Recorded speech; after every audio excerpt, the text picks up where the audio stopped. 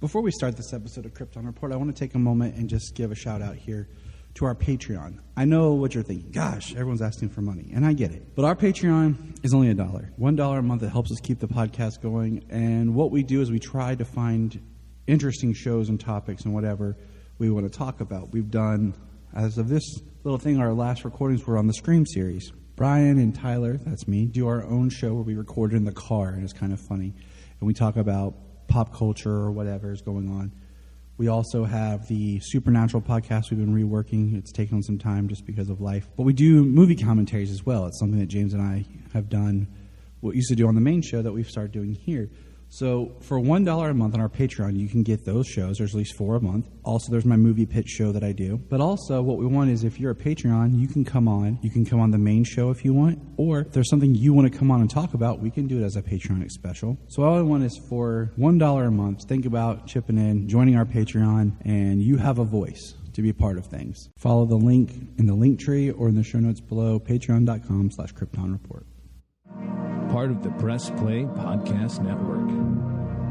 Look up in the sky. It's a bird. It's a plane. This is Jason J. Lewis, the voice of Superman on Justice League Action. This is Mark Wade, writer of Superman Worldwide, and you're listening to the Krypton Report.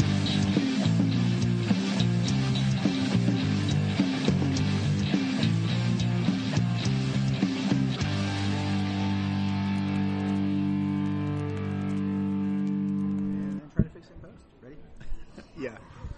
We are on location in Grove City Brewing Company here in Grove City, Ohio, where I'm sitting down for a lovely meal with the owner, host of the Chase Smith podcast, the network president himself, Mr. Chase Smith. What's up, man?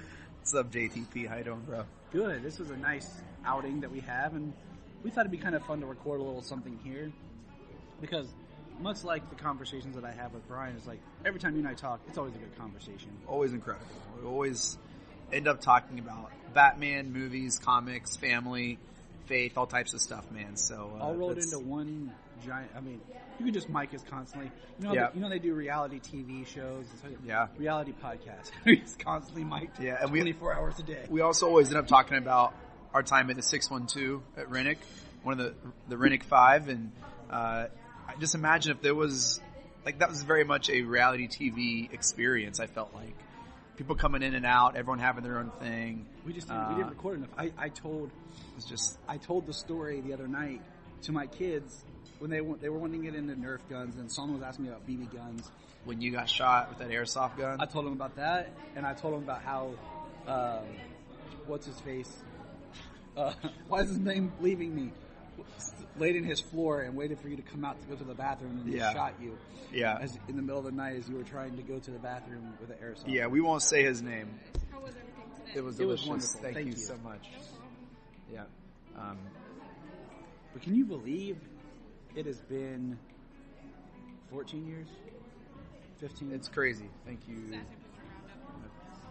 you need a copy of your receipt? No, I don't. All right, thank you. You guys have a great day. You too. Thank you. It's great. But, 14 years since we lived together. It's wild, man. You have a beard now. I can grow facial hair now. It didn't happen until I was like 26. And I don't even know if it's facial hair. It's just like there. Finally became a man. A beard makes you a man, right? That's what it is? It's a beard? Yeah. All right. And other than that, you're pretty much the same guy. Look like you haven't aged. My hair is now mostly gray. It's like it's brownish gray because I finally stopped dyeing it. Yeah. So once a year, we should just get all the guys together and live a weekend together just to recapture that magic. Just to see how it is and to see. It's like an escape from our wives, and then we just go back to our wives like, I love living with you. No, man, it was a great time. That was a decade and a half ago, man, and a lot's changed. But I'm glad that our relationship has stayed the same, man. I know, like, it's awesome we're still friends. Like, it's just one of those things, like, I mean, it'll be, so here in June, it'll be 10 years since I moved to North Carolina, when you were living in North Carolina. Yep. And I love North Carolina. I like living here sometimes, but North Carolina was beautiful. Yeah, there are beautiful parts of North Carolina. We were that season of our life happened, and we were grateful for that time. We feel that way about Chicago. Like, I think, like, we love Chicago, and we love the people of Chicago. We love the people of North Carolina too. But it just, like Chicago was great, man. But we're happy to be here in Columbus. Like you said, living a season of your life. Because I think about this too, is like, part of me, I want to live somewhere else. But then I'm like, I like where I live now because it's safe for my kids. They get to have a good childhood and be safe. We felt safe in Chicago. We never felt in danger once, man. I was in the city once a week. But yeah, no, I hear you. Would you want your kids riding their bikes outside? Of Chicago? Yeah, we'd have been fine with that. Cool. Yeah. Never been to Chicago, so I'm just like... Right, you're just based off what you see headlines and people other, people I've heard who live there and visit there and talk about it. Gotcha. Chase only moved there because he wasn't sure that... He didn't know that Chicago and Gotham City were two different places. He just saw The Dark Knight and was like, I'm going there. I've got to go to there. No. He got there and he's like... It was great. We could still be there, man. I was at a small church, like 80 people, and... That's nice, though. That's when you're not the lead pastor and they run low on funds. Yeah. Before they cut the lights out and cut the lead pastor's job, they're like, hey. So let's talk about that. So you're a pastor yeah, also? Yeah, we're going to... Yeah. Yeah. But, small churches can be nice when you have the ability to get to know the people that you're around. Yeah. Yeah, but I don't think we're here to talk about small church, Ty. No, we can. It's whatever. We just had a delicious meal. It's very good. And but one thing we has always solidified our relationship and our friendship, even before we lived together, was the character of Batman. That's right. We've told the story before we don't have to keep repeating, but I still love when I was ordering my new McFarlane Dark Knight line. Yeah. I just remembered us running through this Walmart looking for the Batman Dark Knight toys that they had yet to release. Dude, that was such a fun time, man. It was exciting. The marketing campaign behind the Dark Knight was incredible. They did a lot of just like guerrilla marketing and like internet marketing, and they had a word for it then that I can't remember now. But it was very much like this is really happening. You can go and hear about Harvey Dent's rise to how he earned the nickname the White Knight. There's a throwaway line in the Dark Knight where Jim Gordon's like, "You're Gotham's White Knight," which, Harvey, you get the what? But they had a different name for him down in Internal Affairs, right? Harvey, yeah. So like that's all. There's a backstory to all those lines. That wasn't just like a random like nickname. Like that was a nickname he earned for some act, and I forget even what the deed was that he did, but it was very heroic and valiant. And like the threat of the Joker was kind of already there. The fake Scarecrow people, the fake the Batman, like the fake Batman people that are I'm an Occupants or whatever. Like those people, like it's a whole faction of Batman people that you could have actually joined. Like it was this really fun. It was exciting because I remember you and I would be in the dorm room and you were doing like it wasn't trivia, but it was like certain details and clues you would piece together. Yeah. And it would start to reveal like an image to release of the Joker that was more than just that shadowy teased face. Right. It was so exciting. Yeah. And they just haven't done anything like that. They explained how he stole the school bus for the bank robbing scene. It was just fun. I lost my voice on Sunday after church, so this is the best I've sounded, but I feel like I can do it really good. I was about to say, that's just because you've just been doing your Batman voice so much. Yeah. Not enough, green tea, honey, and lemon juice. No. But then when the Batman came out, Ty, this again kind of just continued our love for Batman. About a year ago, it was a very big movie in our Batman life came out. And so we've just sat down like, okay, we're going to hang out. It's been a year. Chase is a very intelligent movie person. I don't say that to... I don't agree, but I think you're... But I say that in the sense, like, you can say, hey, man, what do you want to see in a sequel? And they'll just say, like, 1 or 2 points, but Chase can actually, form a coherent story and thought. We talked about before when we pitched each other ideas and we continued the Dark Knight series. Right. So my thought is, all we know is that Matt Reeves right now is gearing up to start shooting the Batman Part 2. Uh-huh. And we know they just started shooting the Penguin series. Right. Which HBO won't confirm that Robert Pattinson's Batman will or not be in the sequel, he's going to be in the Penguin. That's going to happen. I read something interesting that I haven't dug into enough, but it was some sort of contract, something with the rights that he may not be able to appear as Batman, but he could appear as Bruce Wayne. I saw that. That was debunked by James Gunn on Twitter yesterday. Okay, cool. Just yesterday. I have not been on Twitter too much. Yeah, because he just replied, not true. And that's all he did. And that is one thing I have loved about James Gunn taking over. Yeah. Is he is so much of the crap that we have went through as DC fans of rumor this, rumor that. He gets on there and he'll flat out be like, no. So then, of course, Robert Pattinson as Batman will be there. Yeah.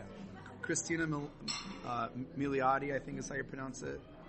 She's signed on as Sophia Falcone, which is Falcone's daughter. She wasn't in the Batman, but she's signed on to play Sophia, which is a huge character from the Long Halloween comic, graphic novel. One of our sentimental favorite. It also connects us on a deeper level. And so I think it's going to be great. Colin Farrell's Penguin was incredible. It was, he dominated every scene he was in. And he was one of the best parts of the Batman. And so I'm pumped to see that. I'm pumped to get more into the Gotham City Police Department. And Batman is going to be, it's going to be in it. Oh, I don't expect him to be huge, but I'm at least an episode or something is like a scene. Like, I don't expect him to be. It's going to be like Boba Fett and the Mandalorian. Like, you're going to have, like, the book of Boba Fett was about Boba Fett, but then there were like 2 episodes where it was just like, no, we're going to shoehorn in 2 episodes of the Mandalorian and just not even thinking about Boba Fett. I bet we get, maybe, if not an entire Bruce Wayne backstory more, I just think it's going to happen. How can you not? It would be dumb not to have his Batman in. And I like, we're also getting Clancy Brown as Maroni. Okay. So there's another one of just, and I have a feeling by the end of the Penguin series, there will be no more Maroni or Falcone family, as the Penguin will make sure that he is in charge. Like, this is his, his rise to power. So, yeah, I'm excited about that but you know what I've realized? Like, we were talking before we started to record, maybe we shouldn't have, but we did anyways, is I've watched the Batman about 4 times. Yeah. And I feel like each time I watch it, I have a greater appreciation for what they did. It's not my favorite. There's a few things I wish had been done differently, but I respect what they were doing. And as serious and dark and gritty it is, there's also this weird, playful tone where it feels almost too gritty. Yeah. Where, like, The Dark Knight, I felt like, is you and I could go outside right now and film something, and it would fit that tone. But the Batman is so dark and gritty and noir that I feel like it's almost like you could do some of these crazier villains. Like, I know people keep saying they want to see Mr. Freeze. And we're talking sequel. And I'm like, I could see that. Yeah. I don't know why. So I think one of the things we mentioned, the cinematography of the Batman is incredible. And got snubbed at the Oscars for not being nominated.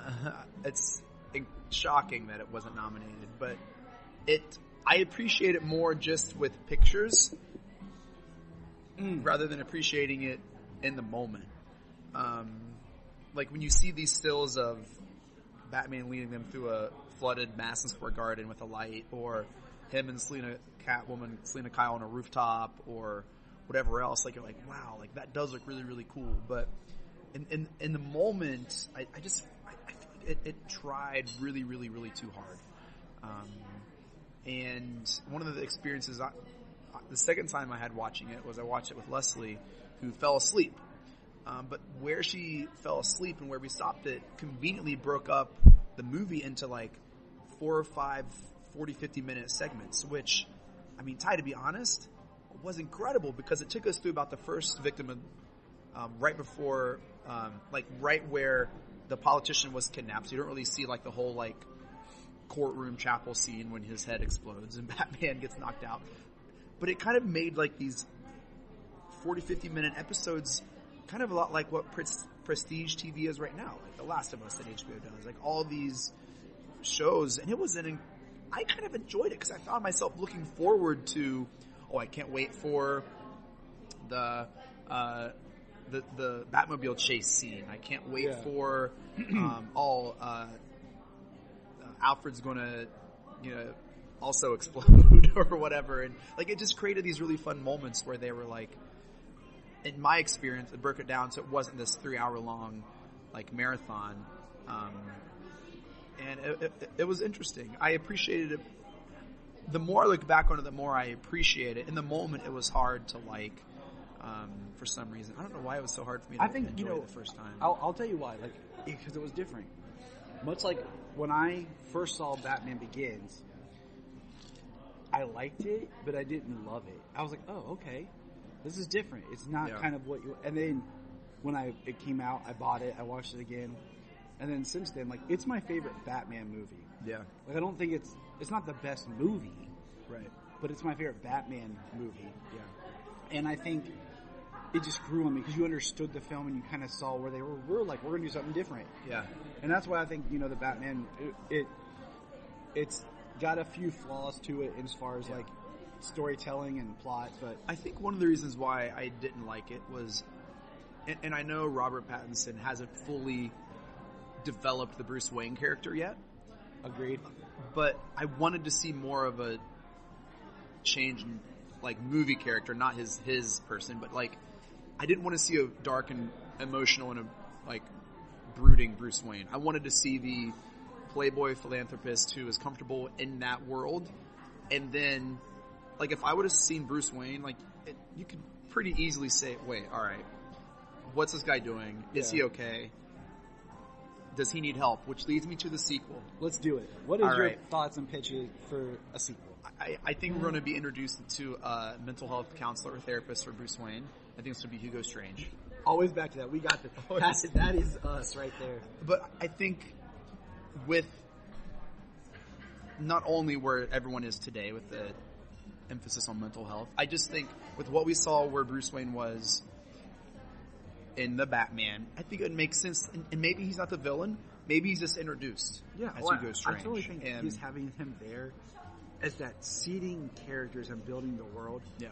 Where he doesn't have to be the main villain. He can just exist. 3-4 films from now, I think would be an awesome like turn and would crush Batman. Because he would be building the psychological profile. He would piece it together and then have the way to attack Batman in a way that no other character ever has. Right. So again, that wouldn't be the plot. I think that would just be a point of the sequel. I think the mayor is going to play a big part. And I don't know how or what they're going to do with her. She was shot, but she seems pretty bold, and I think she's going to be. I don't know if it's like a love interest with Bruce Wayne. I'm not sure what they're going to do with her, but I think she's going to have a major role moving forward. I think we're going to see him, go back to Wayne Manor, and brick by brick or whatever they say, because it was burned down, right? It was like, it's just like vacant. It's vacant, and it's now just a drug den. So I definitely see a plot thread of him reestablishing Wayne Manor and doing something with it. Maybe reestablishing the school or the home. And maybe that is done through a book or a novel, kind of like they did with this movie, like the prequel novel. Did you read it? I did. It was great. Too. Yeah, it was fun. It talked about how he kind of made his suit and made the Batmobile and did street races. And have you read any of the Paul Dano written Riddler Year One story? No. Really Is it a book or a graphic novel? It's a ongoing like bi-monthly series. Yeah, it's 2 issues in, and I will say like it's really good. Like sometimes you read like movie tie-in comics and it's like this really helps you understand this character. So this is canon for the Batman, and it takes place before the events of the Batman. Okay, all right. Which he's in the novel as well. Yeah, he is. Yeah. So, but again, I still don't know if that's like the main like plot theme. I do think we will see Kerrigan's Joker. I don't think he'll be. I still think he'll be in Arkham. I agree. I don't think they'll break him out yet. I think they're going to be establishing a lot of these rogues that we all come to know. I don't think we'll see Catwoman in the sequel. I think she will come back. I agree. I don't think in this one. And so all of a sudden you start to see like, and maybe it's a Harvey Dent. I want my like adding to what you're saying, because I'm agreeing with what you're saying. I want Harvey Dent to show up in this movie, but I don't want Two-Face. Yeah. Two-Face is my favorite Batman villain. Yeah. But I'm saying you have Harvey Dent show up and just be Harvey Dent with no rush. Like, build this world. You know, you've planted seeds in this. You know, I think the Dark Knight trilogy is kind of like the Star Wars trilogy, where they plotted and planned so perfectly on how to evolve the story that you can't help but see parallels if you're going to do it again. Yeah. And maybe we're overthinking it. Maybe the Penguin is the big bad for number 2. Like, he wasn't really much of a... I mean... but especially if they're making this prequel show where he is, like, going to be, like, showing how dangerous and how powerful he is, why not make, like, this... I like the idea that Penguin is that he's that crime boss, but he's just kind of out of reach. Yeah. But I like the idea, like, with this sequel, it's the rise of the supervillain. It's always great to flesh out the mob and then bring in the supervillains. And as far as main antagonist, part of me, I say this, but I'm also afraid, pun intended, of what Matt Reeves would do if he had the Scarecrow. Yeah. Because he already made things dark. I mean, his Joker look was teased. He looked like he just fell in acid. And I hope, like, he heals up some, because I really don't want grotesque Joker. Yeah. Because I feel like that's too Heath Ledger-y. Is that a word? But what I'm thinking is, I would love to see the Scarecrow as the main antagonist. Interesting. A lot of people are gunning for a Mr. Freeze, but you know, Yes. I can see that. I can see Matt Reeves making that work. Mr. Freeze, that'd be awesome. That'd be dope. I'd be down for that. It would be just so different. It'd be redeeming Mr. Freeze. But what I could see is the Batman Part 3, because Matt Reeves has expressed his idea to do a trilogy, being almost a similar vibe to... He's a huge fan of Batman 66 and Batman the movie, where he's built his Rogues Gallery. Yeah. And then they come together. And they're all together in the last movie. Like, I want to see Paul Dano back as Riddler in Arkham in the second one. Like, I want a shot of, like, in Arkham, we see, you know, Paul Dano's the Riddler, we see the Joker, and you have this kind of fire building that either at the end of the film they break out or the next movie. I think the end of the film breakout would be the best, and then you start the next movie as, like, dude, all of them are out and you know what would be really cool? together. We haven't seen like a Clayface antagonist where this person's disfigured and he uses makeup to like change his appearance, and all of a sudden he's out in the public as someone else, and then it would not be difficult. I think that'd be cool, man, because that's a really cool, like, so many of this. And you go back to like the animated series, right? Like Mr. Freeze, Harley Quinn. A lot of these like foundational Batman legacy are from like this incredible animated series. That's where they were really cultivated into culture, you know, like. And so you have this Clayface person. I think that'd be a really cool. Maybe he's also a client of Hugo Strange. See, I think Clayface would be great because I don't really want to see like Victor Zsasz, but like have Clayface as kind of like he could be a big donor for the because he's an actor and like the most famous is. The most famous version is the Matt Hagen actor version. Make him a big donor for the governor. Make him like with Bruce Wayne. Like build that up, and then you know have some inciting incident where maybe he gets disfigured and he resorts to some crazy bio like makeup that can fix him because he has to keep appearances up, and then all of a sudden it's like addictive and it like deforms him more, and then he like that would be neat where. The makeup itself is what's disfiguring him. Yeah. So the more he's using it, the more it's actually disfiguring him. Yeah. And then even the Penguin's like, hey, I'm not getting that, right? Like the Penguin obviously would need it because he's, but like I could just see like, there's a lot of interesting things. Now, do you think you could find a way to do like a Tommy Elliott story? Because I feel like Hush is such an interesting story. I love Hush. And the thing about Hush is you have Hush the person, which is Tommy Elliott, but then you have Hush the mastermind, which is the Riddler. You know, so it's like, and we've had Riddler as a mastermind, but could you imagine doing something like a Hush storyline? Yeah.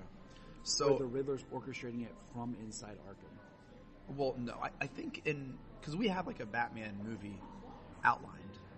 Yeah, It's called Batman Legacy, where there's a Hugo Strange who thinks he has Batman figured out. We did that back in 2013. But 12, he like goes on like air, somehow eventually goes on like TV to say that Bruce Wayne's Batman because he has Batman on TV. But then Thomas Elliott shows up as Bruce Wayne because of his like tormented, like his whole backstory, in which anyway. So I hope they don't combine the Riddler as Hush, because I think Thomas Elliott's backstory is incredible, and I think it'd make for an awesome movie.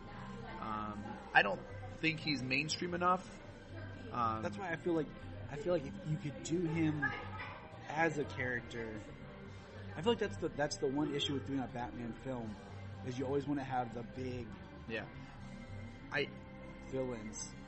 And you know, like Batman Begins was sold on Batman and his origin. Yeah. And we had Scarecrow and Ra's al Ghul as villains. Yeah. But then the sequels are sold so much on who the big bad is. Yeah. So, dude, I've talked myself into a Clayface sequel. I'm here for it. I'm not against it. You know, I think Clayface would be a very interesting addition.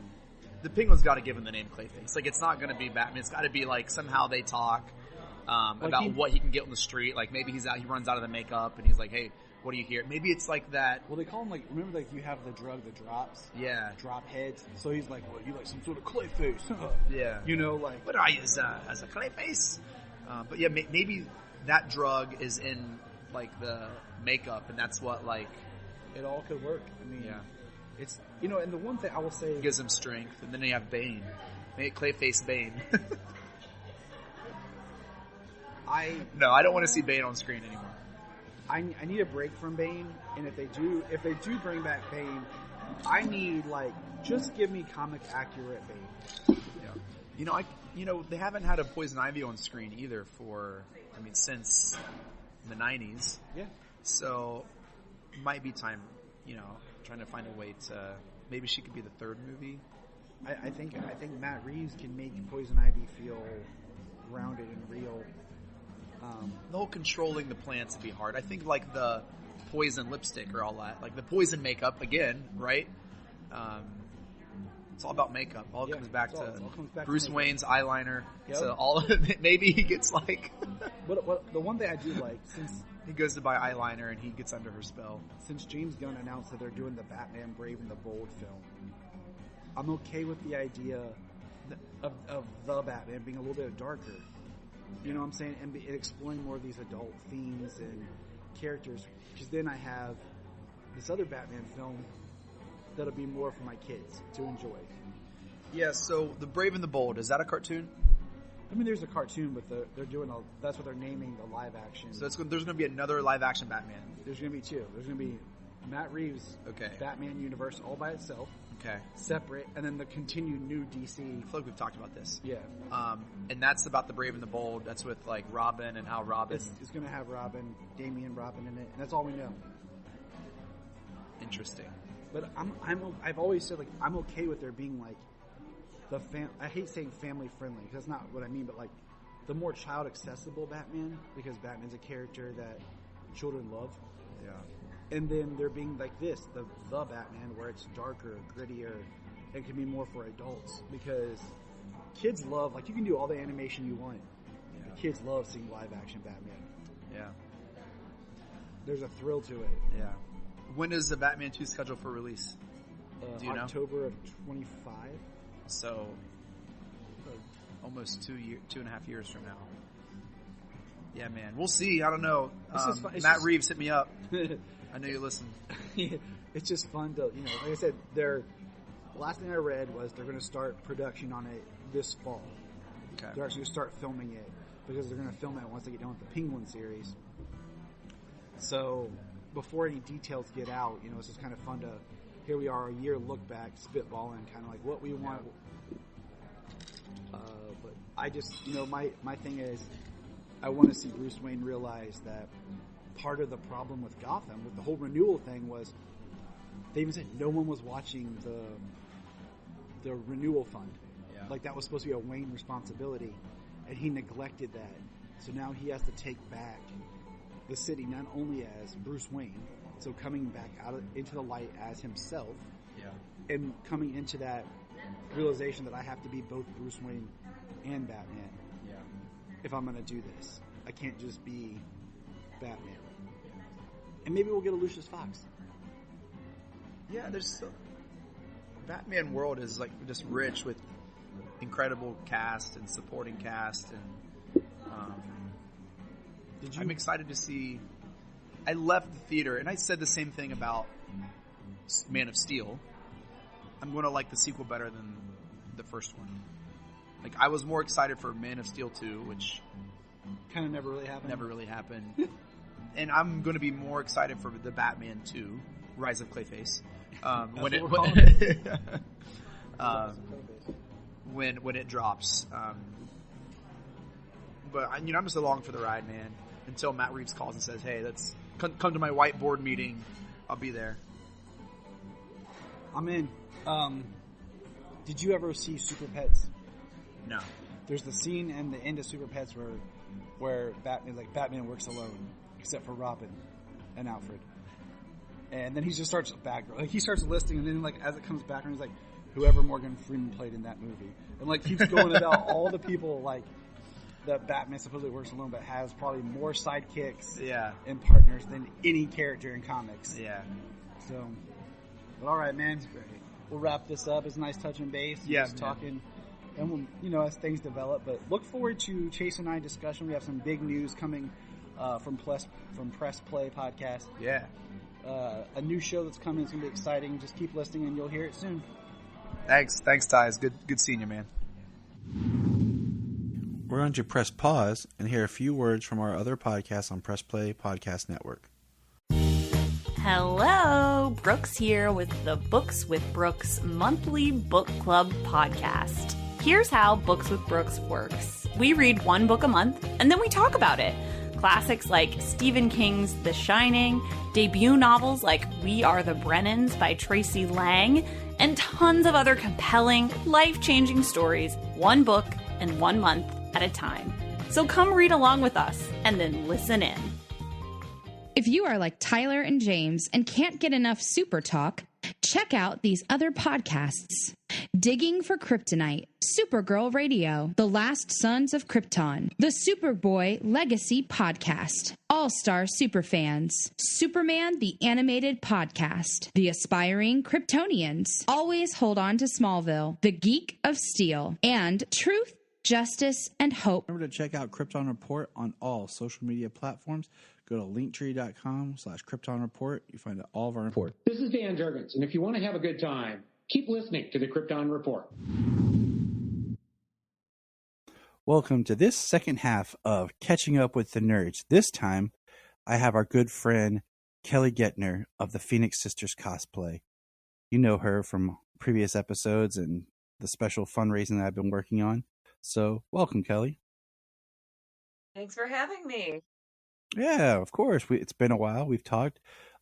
This is audio, but I am looking at Kelly's awesomeness behind her. I see an amazing Green Arrow and Black Canary artwork behind her. It's exciting. Yep. I also see a short box of comics, and I have that same short box I got for Christmas. And what's hilarious, I pointed out to James on our last podcast, is so I got like 3 or 4 new short boxes for Christmas and my birthday, but at the same time, like, I'm not buying as many comics anymore because I signed up for the Ultra app. So now I have like 3 empty short boxes just chilling that are slowly gonna be built up over like long periods of time. So it's just kind of funny how that works out. I have to reorganize my short boxes. That's one of my many organization projects that I'm working on this year. First, though, is organizing my cosplay stuff because it's chaos, and I got new shelves, and they're huge, and I've got unicorn bins because I'm an adult. That's awesome. Sailor would love unicorn bins. Sailor loves anything unicorn. Sailor's birthday is coming up here in April. And I asked her what kind of birthday she wants, and I was fully expecting her to be like My Little Pony, But no, she wants the Flash. So she wants a Flash-themed birthday. I was like, oh, cool. So last night we took the kids to see Shazam, Fury of the Gods. And we always play this game before the movie called Guess the Trailers. Mm-hmm. And we each like pick one kind of trailer, and Sayla's was like the Flash. And when the trailer started, like I tried to find a Shazam shirt for her, right? But I couldn't get one in time, like small enough at a reasonable price. Okay. So she wore her Flash t-shirt, and then she wore my Shazam socks, so that she had like she was repping this.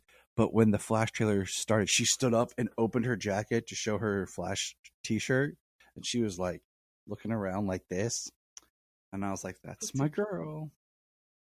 So it was adorable. You're doing something right. You're doing a lot of things right, but you're definitely parenting right.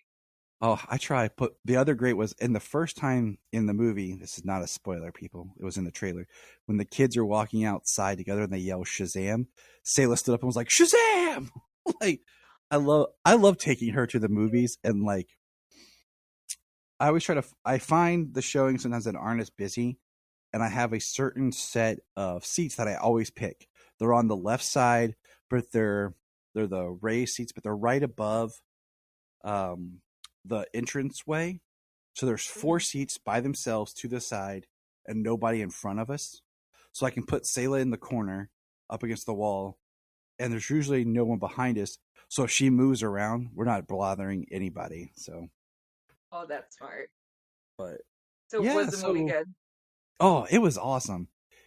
If you like the first one, you'll love the second one. Just for the characters, the heart, and this is not spoiler. There are 2 post-credit scenes. So you need to check them both out. And I love the first one. I rank it pretty high in my DC rankings, just because it's very easy to just keep rewatching and just always brings a smile to my face, no matter how many times. No matter how many times I see it. And the other thing, and this, like I said, not spoilery, just is the kids did that the S in Shazam is for Wisdom of Solomon. So every time they were like Solomon, he's like, "That's my name!" Like, and Sayla's like, "They're saying your name. They're saying your name." And he's like, so it was just kind of cool because he totally forgot that. But it was a good time and everything. So, but how have you been? Like, we haven't chatted. I mean, we chat, but like we haven't podcasted in a while. But we just had back in January, right? January, yes. Mm-hmm. We concluded our 3rd year together, being part of the fundraiser. Yep. I feel like. So yeah. It's our 3rd multiverse fundraiser, but the first 2 were like 6 months apart. Yeah. Okay. So we've been doing it for at least I've been a part of almost 2 years. Yeah. Yep. Yeah. And you have been a crucial part. You are a very good interviewer. You're also a very good panel host. I really appreciate having you on the team. So thank you for that. This year was really good. We had amazing celebrities. Our panels were just top notch. Like, it really is a convention you can attend from your couch. And I mean, we even had the celebrities complimenting our panels, our fan-run panels. So I feel like each year we're getting more and more professional, building up a better system, a better way of doing things. Like you said, the guests. And what's fun is, it is streamed live on YouTube and through one continual like feed. And what's great is I've done it before where I've watched on my computer when I've interacted, but if there was like a panel I didn't know about, I turned it on YouTube like in my bedroom while I was folding laundry and stuff. So I still got to watch and, interviews. I'm trying to remember, who was it? It was you. I think it was you, Willow, and somebody else interviewing somebody last year. I can't remember. It all runs together after a while. And I was just watching as I was folding laundry, like, that's cool. That's cool. But yeah, it's always so many good. And it's always for a good cause. We always find a good cause for why we raise money, and that's the core of what we do. It's a way of giving back, and in the process, getting to enjoy meeting and talking with celebrities and people that we want to talk to and have a connection with. So I agree. Yeah, this year was the John Ritter Foundation for Aortic Health. And first of all, I learned a lot about aortic health, yep, me too. which was great, and also great to help educate because that's part of what the John Ritter Foundation is about. And also, just we did raise a lot of money, which, we raised almost $2,000, I believe. I would have to double check that, but which is pretty good considering this is only our third year doing this, and pretty exciting. So yeah, like you said, every time we do this, we get better and more professional and more polished, and I'm super proud of our team. All right. So what we're going to do now is we're going to speculate a little bit. Who is a dream guest that you'd like to have on? Oh, Henry Cavill. Yeah, I could see that. If you're out there, Henry, call me. I would say, yeah, that would be awesome. Let's see. I would love, I'll say this. I would love to talk more with Brandon Routh. Yeah, like, I would love Brandon Routh to be on there because I got to meet him this past September and it was really quick. And I said one thing to him that I could genuinely tell sparked an interest in him that I would have liked to have been able to talk more about with him. It was about how Superman Returns, if you like the movie or whatever, we won't have to get into that, but like, I needed that Superman at that time in my life and how much his portrayal affected me. Mm-hmm. And that's why, like, when, like, a lot of times when I like to use the Superman symbol in promos and stuff, I choose that one because it's a personal symbol that really affected me at a time in my life where I needed it. And I would have liked to have been able to, like, just talk with him more about it and everything because, I think it means a lot to him because of how things panned out with him and the role. So he's one. Tim Daly, because that would then round out getting to talk to my top 3 favorite Superman voices, because you and I have done George Newbern. He was great. Yes, it was. And I did Jason J. Lewis twice. And what's ironic is I'm listening to an audiobook right now, just reinforcing different mental pathways of screenwriting. And the book is narrated by George Newbern. So I feel like I'm getting a lecture on screenwriting from Superman himself. That's what I picture in my head as I'm listening to this book. As I picture Superman like talking to me like I'm in the Hall of Justice, and I'm sitting there, and he's like having a conversation with me, like, Tyler, listen to this, and I'm like, yes, sir. So, yeah, and because when we talked to George Newbern, that was the bulk of what the work he's doing now is audiobooks narration. Yeah, and he talked about how it's something he learn how to record and edit and do from home, and it's been a big thing, like, because that time was like that was like what, 2021 when we did that. Mm-hmm. It was right before I moved, because I remember our house was all disheveled and everything, so it was interesting. Yeah, good times, such good times. Let's see here. So what have you been into? Like, I know, like, I of course I'm a Patreon follower of your cosplay. So I see when you put up new photos, and they're always awesome. You guys do an amazing job with your costumes, and just, you always look like you're having fun. And I think that's what I really appreciate about your cosplay, is there's a genuine, just energy of fun that resonates. So just tell us about what's going on there. Definitely plug everything for people who don't know. And, what's new? Like, what are you looking into for this year? Because it's still early enough in the year to talk about what your 2023 plans are. Yeah, I've got some really fun plans. So, first of all, this year I am celebrating 15 years of being a cosplayer, which it's crazy to me. It's crazy that I took a wrong turn and ended up in Metropolis, and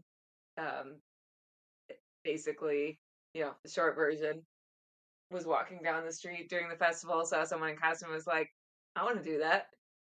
And now 15 years later, I'm still doing that. It's wild, but it is weird how things work out.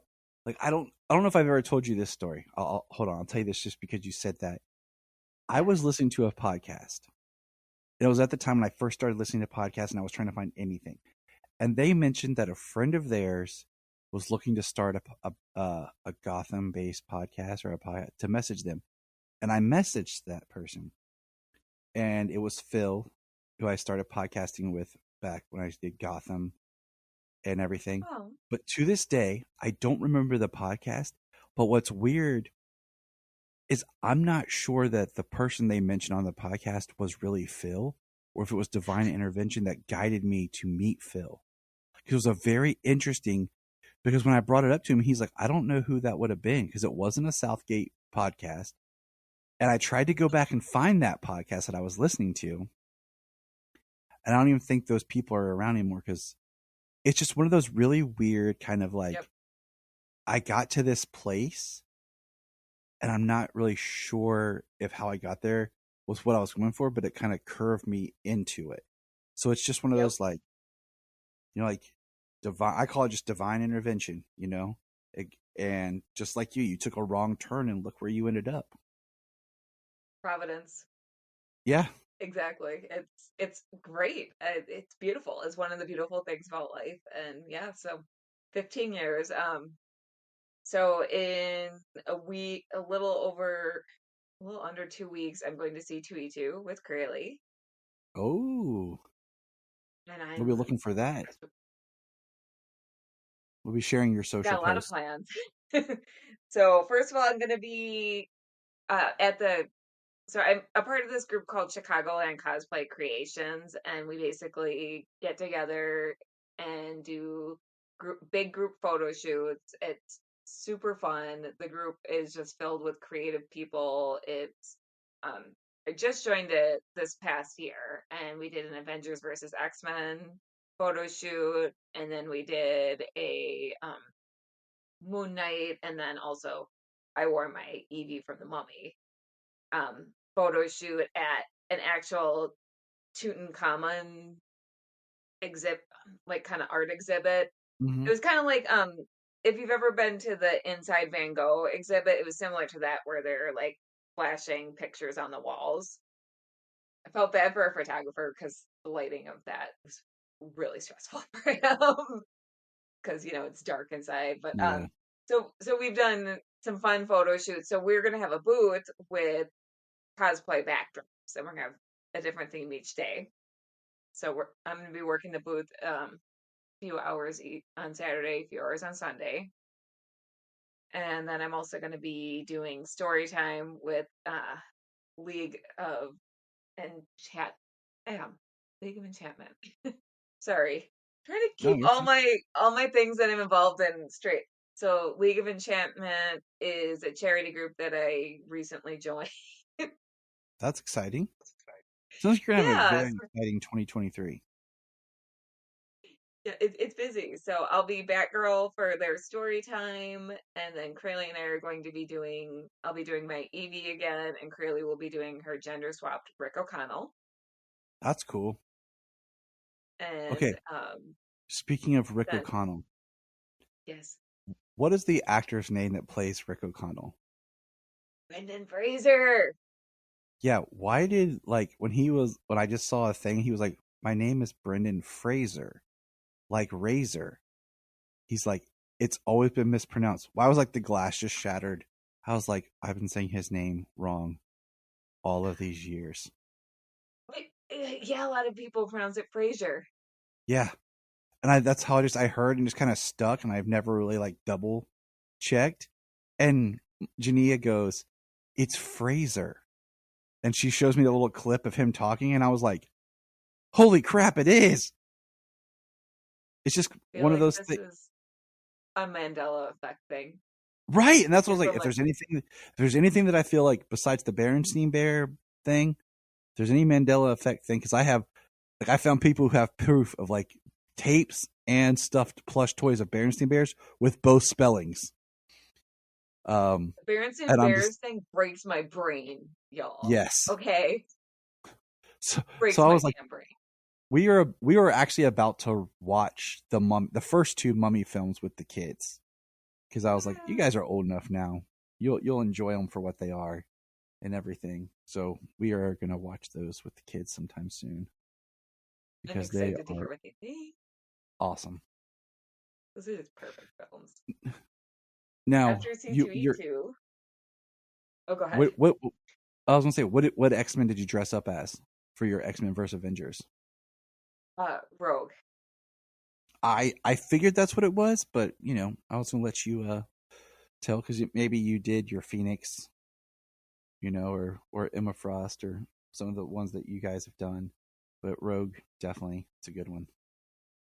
Yeah, I have a few. I'm working on a Pirate Kitty Pryde. If you have not seen Pirate Kitty Pryde, you need to look that up because that is a thing in comics, and I'm in love with it. So I was going to ask you, like, what are some new costumes that you're working on for this year? So just finished Hot Girl entirely. Ooh. Upgrading Batgirl. Let's see. Those are the two big ones. And then, so it's not costumes, but to celebrate my 15 years of cosplay, I am planning to really ambitious group photo shoots. So we're going to do a Gotham character photo shoot, and I'm going to be Black Canary. So I'm going to kind of upgrade one of my Black Canary costumes. But the Gotham based photo shoot, or the Gotham character photo shoot, is going to be in Chicago in some of the shooting locations for the Dark Knight trilogy. Oh, there you go. That's awesome. It's really awesome. Really, yeah. Our group keeps getting bigger. It's huge. It's gonna be so fun. And then we're gonna do the next. It's gonna be we're making a weekend of it. So then the next day is gonna be a supernatural photo shoot in like a wooded nature reserve area, the same place I did my Laura Croft shoot at. So it has like a broken. It has an old building that's like kind of broken down. That's really cool looking. It has woods. It's just awesome. We're gonna get like fake blood. So I'll be Ellen from Supernatural. That was gonna be my Riley question: is will who be. you're gonna be? You'd be a great Ellen. Yeah. I totally see that. Oh, you'd be a great Ellen. At one point in time, James, as anyone listens, James and I did start. We were going to do a monthly Supernatural podcast, and we've done one episode so far, thanks to our track record. Almost now is one a year, which is not what we wanted to do. It's just overloaded with life, and I hope to over the summer really kind of catch that back up. Kelly is one of the people that we are definitely going to have on the show at some point to talk Supernatural. Did you watch any of the Winchesters? I have not. I watched the You? pilot, Janine and I did, and I was like, the only way this show works is this is an alternate Earth. And I think that's then I what decided, they've established. I was like, they already established there's a multiverse for Supernatural. So I'm like, this works only at that. And I was like, you know what? I'll wait for this to drop on HBO and I'll watch it, because I just couldn't keep up with it. And there's things about it I was just like, eh. And I'm like, all the other spin-offs you could have done, you chose this because it's probably a reboot in its own way. I'm seeing if it's on HBO right now. I honestly, the Supernatural spinoff that I would have wanted, going back to Ellen, is I would have loved to see Ellen and Joe hunting together with like Ash. Yeah. Just And call then it the also, Roadhouse. exactly, see the hunters in and out of the Roadhouse, maybe see a little some episodes with their side adventures. That would have been the perfect spinoff. Also, the backdoor spinoff that they did with The with Wayward Jody Sisters. Mills. Wayward Sisters. I was trying to think of that. That was actually good. That would have been good. It would have been. It would have been. The other ones they tried to do, the Blood Ties, that would have been horrible. But the thing about the Roadhouse that would have been cool is because back when we had all these hunters we knew, before some of them died, like Garth, and what was Sterling K. Brown's character? You could have them pop in and out as they cross, through the roadhouse and everything. Would have been really cool to see. But that would have been a great, great series. So Kelly is cosplaying in Chicago as Black Canary and will be also Supernatural. Is there anything cooler, people? Is there? No, there's not. There's not. Oh yeah, I just remembered another thing I'm working on. So, Crayley and I are going to be guests at SoCon again this year. So that's in Central Illinois, and our When friend is that? Emily at SoCon, CIL Con. But when is it? Oh, let me double check the date on that. Let's get some dates. I believe it's September.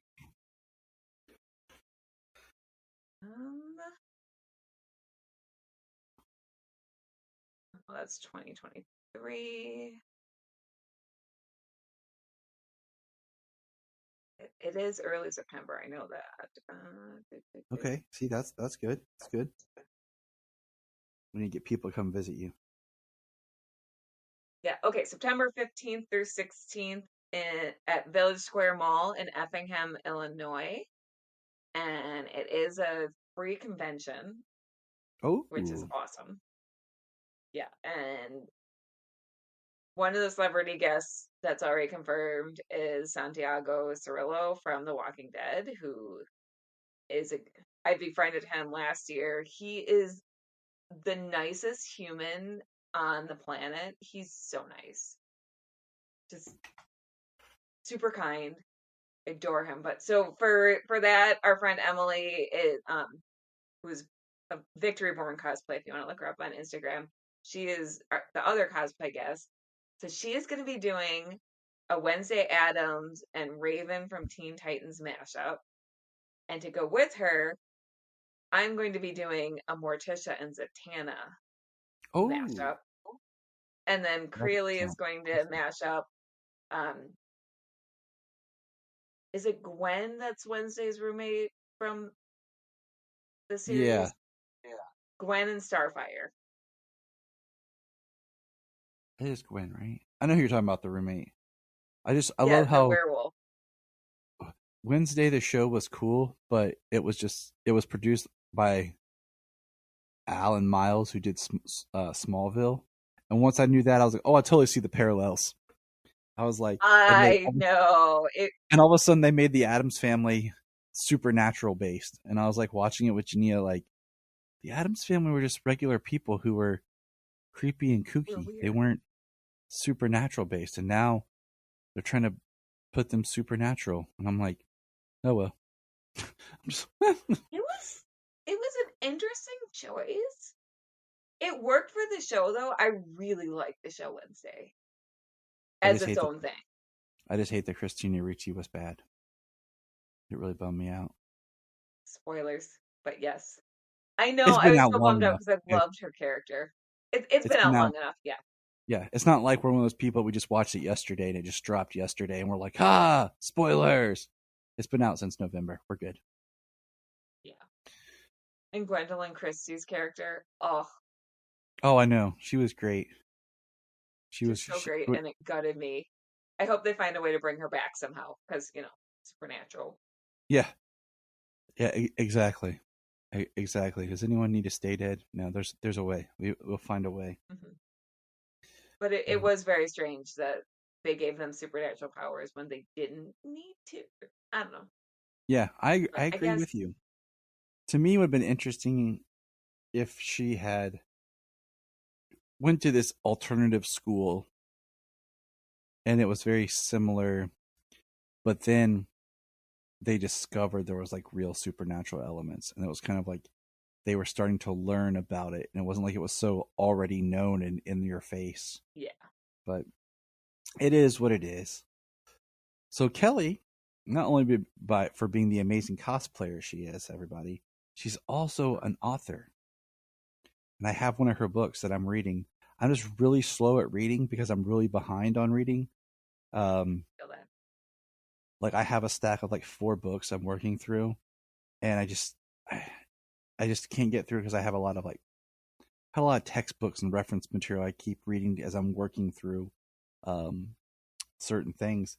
So it's harder for me to find time to read like novels, which always kind of bums me out. But how is writing going? Have you worked on a new book?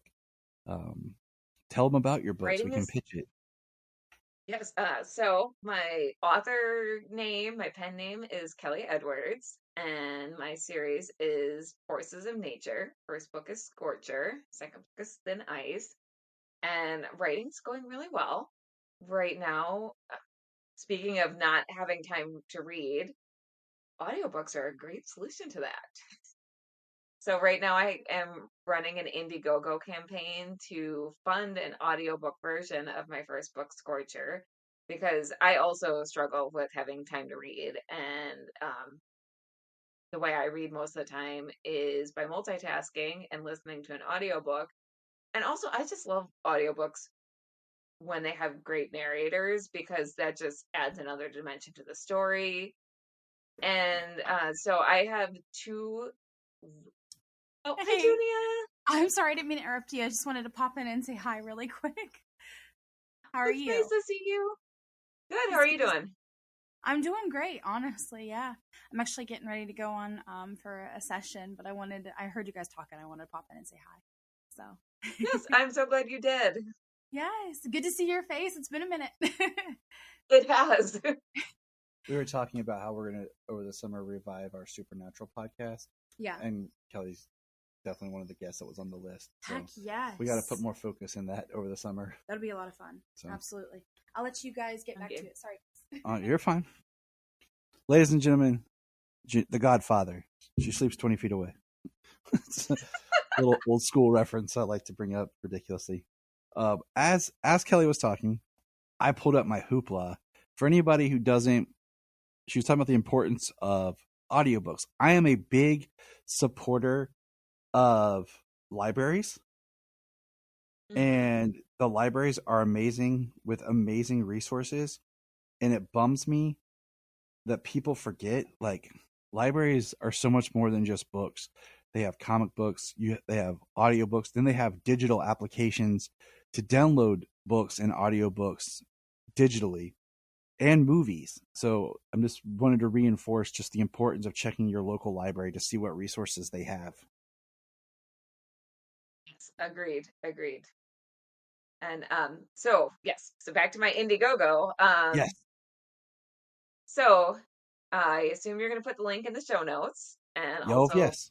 Oh yeah, I was going to be like, you give us all the links. So I signed on to Amazing Narrators because there's really 2 points of view going on with the book. So it only seemed right to have 2 narrators, and they're on board. Basically, the Indiegogo is so I can pay them what they're worth, because narrators are not cheap, nor should they be. They put in a lot of work. Basically, for every recorded hour, they put in at least 3 hours of work behind the scenes, which is why it is what it costs. But if you go to the Indiegogo link that will be listed in the show notes, you can sign up to contribute, and each contribution level gets different perks. So it's $25 to get the audiobook, which is basically what it would cost if you were to buy an audiobook on Audible or, your audiobook purchasing site of choice. So it's not a bad deal. And you get a whole bunch of other perks at every level. And so this is a passion project for me. So please consider signing up and contributing. And that's my spiel. Yeah, we definitely will have that in the show notes. Also, I've decided that we need to start a campaign for you to raise money to buy you mannequins to just display all of your costumes on. So you can just walk through like the hall of Kelly's costumes and just like put like, oh, this is, when Kelly did this and this is her costume here. And, like it would be pretty awesome. Just throw that out there. That's what we should do. It might make my house a little creepy. But isn't that the fun? That would be so fun. There's Especially because Batgirl. my son loves creepy things, so he would be all for the creepy mannequins. I think you sound like you have a really exciting year ahead of you with cosplay. Yeah. So what other nerd things have you been rocking out to? Like we talked a little bit, like what have you been watching? What have you been reading that's kind of just in comics and everything that's just kind of really got your attention or really just kind of like made you excited? So I recently read the Nightwolf and the Snowpaw series. They're kind of interconnected by Rob Multari. He participated, or he teamed up with us at Cosplay Cafe to do a costume contest. So I kind of read them as homework, but they're really good. So the Nightwolf series especially is kind of like Smallville and Buffy Ooh. thrown in a blender. It's great. The artwork is great. And then Snowpaw takes place in I want to say medieval times in Scotland, but it centers around a character that also shows up in the Nightwolf series. And the Snowpaw series is really, really great. I kind of like the Snowpaw series even better than the Nightwolf series, but they're both fantastic. If you like werewolves, if you like vampires, you like supernatural elements. I'm slowly roasting my hand. Yep. It sounds awesome. Yeah, it is up your alley. I'm telling you. You gotta send me that link so I can get that. And then let's see what else. I have been rewatching Star Trek Voyager because so like going way back because I'm going to be cosplaying as Janeway on Sunday at C2E2. So doing my homework, and it's been, let's see, I haven't watched Voyager since I was a child. Voyager was the one Star Trek series I really did not really watch any of. Really? Because I'm pretty sure it was on that UPN Paramount Network type thing back when like you had one channel but it hosted UPN and it hosted like WB, and sometimes it just you didn't know when things were coming on, and before the CW merger and all that, and then of course now there's Paramount Plus where all the Star Trek stuff is. So it was the one series that just kind of got lost in the shuffle, for me. So I will say a lot of the series still holds up today. It's not one of those series that you'll go back and watch from the 90s where you're like, this isn't that great. No, it's still really good. My husband and I are really enjoying it. I'm feeling ready to portray Janeway. I'm trying to remember when, I think back in like 2009 we had rewatched, me and my buddy Devin watched Star Trek First Contact and I think Insurrection, the movies, and both of those felt like they held up pretty well from when they were made, compared to some of them where you're like you said, you're just like doesn't that can go back in the vault. Yeah, like that'll just stay back in my memory as a child where I was enjoying it. So that's cool. That's exciting. What'd you say? You feel like Star Trek is timeless. It is. In a lot of ways, it very much is, because it deals with a time period that doesn't exist. It's far enough in the future, but they're not trying to make it kind of relevant. Like anytime they set something and you can pinpoint like there's the whole jokes that Back to the Future Part 2 now exists in like the future past. But when you set something at a time period or another world where you can kind of craft it to be this thing, it works well. Especially since a lot of Star Trek, is just on board a ship in space compared to being on Earth. It really helps kind of give it a classicness. I agree. And it just has ideals that are still ahead of its time and characters that are fully realized. They they don't call the writers don't phone it in, the actors don't phone it in. They really dig deep for those characters. There aren't characters that are just stereotypes or just there to fill a quota. Mm-hmm. So I do love Star Trek. I love Star Have you Trek watched? and Star Wars. That is legal, despite what some fans Yes, might tell you. it is. You can do both. One's more sci-fi fantasy, and one's more sci fiction, science fiction. Exactly. So it's Exactly. it's it's cool. Um, did you watch? What of the new Star Treks have you watched? None yet. I'm so behind in my TV watching. Oh, What about I you? binged Picard season 1 like while season 2 was going on, and I really liked it, but I just needed to take a break. But I really enjoyed Star Trek. Is it Brave New World, the one with Captain Pike? I watched Mhm. that one, and I really enjoyed that one because I like the look of the old classic style, but like in a new polish. If you know, so I Yeah. enjoyed that one quite a bit. I will definitely be moving on to those once we finish our Voyager rewatch. I thought about doing a massive Star Trek rewatch, and then I thought, maybe I'll just like find like greatest episodes of each series and watch kind of thing, because that would be a massive undertaking. Maybe if I could find someone to partner with or something, like my one friend we were going to do a Doctor Who kind of deep dive rewatch thing, but then he just kept watching it so much without me that it was just like, because I like Doctor Who, but I just can't get like obsessively interested in it. Like, I like it, I can watch an episode, but I'm not Yeah, compelled to be like a Whovian. Like, I'm not like, oh, I need to see this, I need to watch this, I need to that's how I dive feel deeper. too.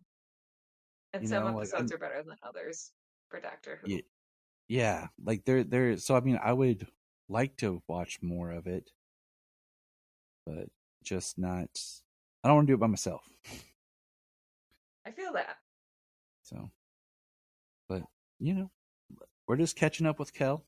That's what I'm going to call this segment. Should become a monthly segment. Catching up with Kel. I like It'll it. be funny. Yeah. It's catchy. So, Pun intended. as we kind of wrap up here shortly, because we could go on forever, and we don't want to bore people.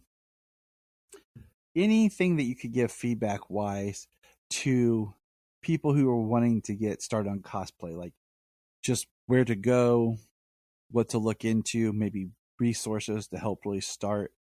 And with that question, I meant to ask you this because I don't know if I ever asked you this. I might have.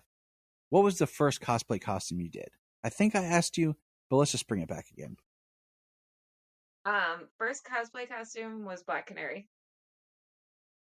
And it was the very first time was literally saw people in costume and ran to the mall and put it together real quick, and it was a swimsuit, fishnets, and a Hannah Montana wig. 15 years ago, people. I mean, that's great because Black Canary is not a difficult cosplay. My personal favorite cosplay is cosplaying Superman in the DCU YOU comics, which was at the end of the New 52 when he was depowered and all he wore was jeans and a t-shirt. Yes. Because that's just my everyday apparel, so I could just be like, I'm cosplaying. It was the best. You're like, boom, cosplay. Same thing with the Connor Kent Superboy. Yeah, I'm just like, cosplay. Yeah, Connor Kent Superboy is the other second. You just need the black Superman shirt with the red, symbol and jeans. Done. Yep. Makes you feel powerful. Yeah. But I could definitely see, like you always have done, like all the pictures I've seen, you've done great Black Canaries. So I look forward to whatever your new updated edition is. And then back to my other question about people starting cosplay. Oh, yes. So getting started. So I would say choose a character that you relate to. Don't worry about whether or not you look like the character, whether or not you're the right age, gender, size, whatever. Choose a character that you relate to, and then start looking up tutorials. The great thing about cosplay nowadays is that people have put tutorials on YouTube for pretty much everything. And there's a wealth of knowledge out there. It's wonderful. There's a lot of cosplayers. And if you can't find a tutorial, but you find a cosplayer that's done something and you want to know how they've done it, send them a message. A lot of cosplayers are willing to share their knowledge. And if they're not someone you really want to follow or who's worth knowing anyways. True. I can agree with that. I've talked to different people who've been very kind of snobs when I've just wanted to interview them and talk to them about cosplaying, and they've been very snobby about it. And it's like, it should be something fun that you share with people and not right. Like, you're not an elitist. So, all right. Well, thanks for joining us today. Literally in the word cosplay. Yeah. I mean, I think there's that line of you want to do it seriously and you take it seriously, but at the same time, there's people who do like professional cosplay.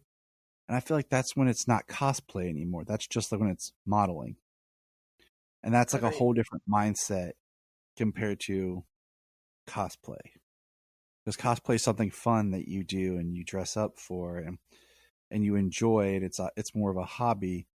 But when you start becoming like the professional cosplayer, then you're just modeling. And it's just, to me, it's a different mindset of how you approach the craft. And if that's what you want to do, that's fine. But you still don't have to be a jerk about it. You can be you still want to be a good then you person. have to be professional. Yeah. Well, anything else you want to plug here, Kel, before we break off here? So definitely check out SoCon, check out my Indiegogo, check out Cosplay Cafe. We're every first and third Friday of the month. And yeah, that's basically what I've got going. Awesome. We are grateful to have you. Thank you. And my phone keeps going off, and I was making sure it was nothing important. Sayla hasn't been feeling the best, and she didn't go to school the other day.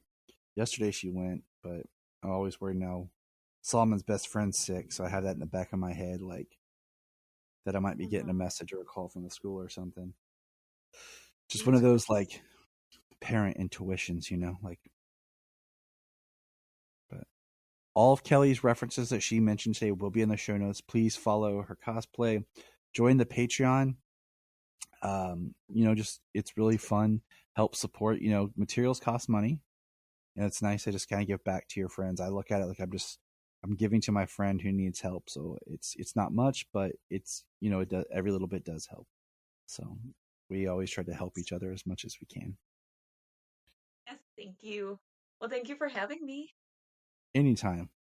You could call me up and be like, hey, I want to do this. I'm like, all right, let's do it. It's pretty much how we roll. So. I appreciate you. Look up in the sky. We just want to say, if you've enjoyed this podcast, please check out other podcasts on the Press Play Podcast Network. $1 a month, you'll get extra special content that you don't get on the main show, like movie commentaries and whatever else comes out of our mouths. So check it out, patreon.com/Krypton.